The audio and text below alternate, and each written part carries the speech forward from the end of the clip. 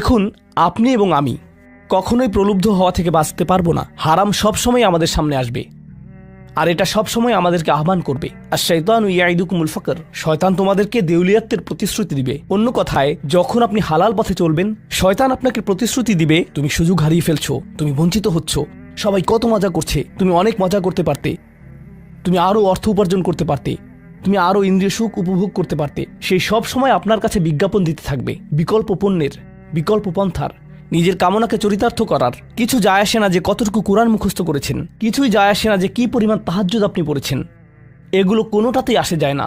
শয়তান থামবে না। দিন শেষে আপনি তো একজন মানুষই।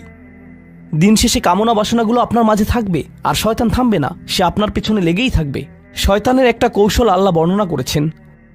তার মনস্তাত্ত্বিক কৌশলটি হল যায়্যানা লাহুমুশ শাইতানু আমালাহুম। শয়তান তাদের কাজগুলোকে তাদের কাছে আকর্ষণীয় করে দেয়।